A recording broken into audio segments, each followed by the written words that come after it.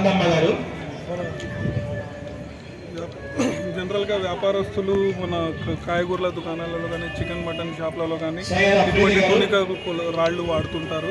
ముఖ్యంగా వినియోగదారులు గమనించాల్సింది ఏమంటే ప్రతి తూనిక రాయి డిపార్ట్మెంట్ వారికి ముద్ర వేయాలి. కంపల్సరీ వినియోగదారులు గమనించాల్సిన పరిస్థితి ఉంది. అది సీల్ వేసారా లేదా అనేది మెయిన్ గమనించాలి. తూనిక రాళ్ళు 2 సంవత్సరాలకు ఒకసారి ముద్ర వేయించుకుంటారు. అలాగే వ్యాపారస్తులు గమనించాల్సింది ముఖ్యంగా ఏమంటే రాళ్ల వెనకాల ఇలా కట్ చేయబడి ఉంటాయి. అంటే సరుకు అమ్మేటప్పుడు 200 గ్రాములు ఉంది, 138 గ్రాములు వస్తుంది. అంటే ఈ రాయిని కట్ చేయడం జరిగింది. ఈ రాయిని జనరల్గా రాయి ఎలా ఉంటుందంటే 200 గ్రామ్ రాయి ఇలా ఉంటుందండి. దీనికి తేడా చూడండి. ఇది మంచి రాయి, ఇది వచ్చేసి కట్ చేయబడిన రాయి.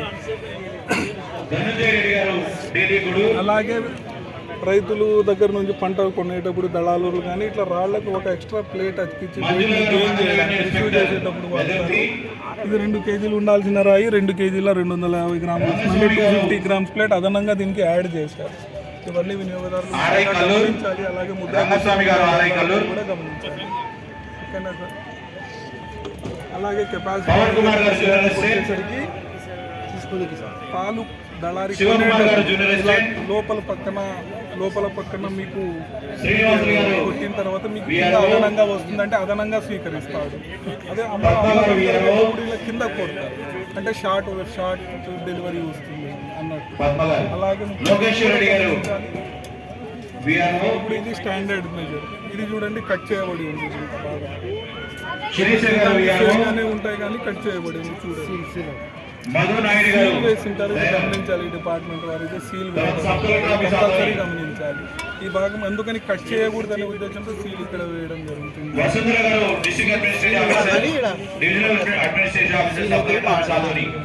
లేదంటే బేస్ కొట్టేస్తారు. సీల్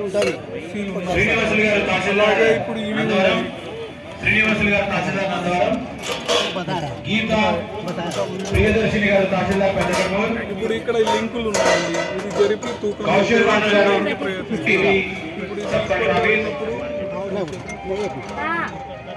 వీరేంద్ర గౌడ్ గారు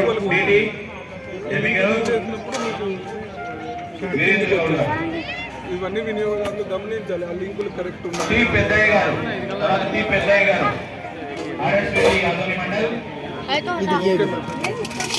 బోలో బతాओ ఇది కూడా సార్ ఇట్లా ఉండాలి. మనకు పాయింట్ ఇట్లా ఎత్తుతాం. అలా చేసినప్పుడు మీకు గమనించాలి. మనం కొండి కదా పైకి ఎక్కింటారు. ఓకేనా?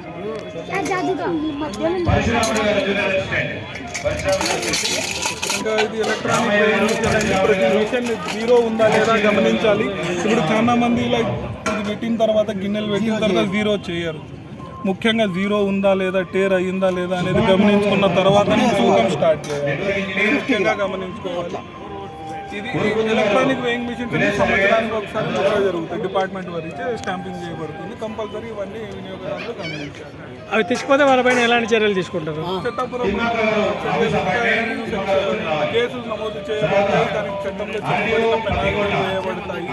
ఒకవేళ పెనాల్టీ కట్టని పక్షంలో కేసు కోర్టు వరకు కూడా ఫైల్ చేయాలి. ఎంతవరకు పెనాల్టీలు వేసే అవకాశం ఉంది?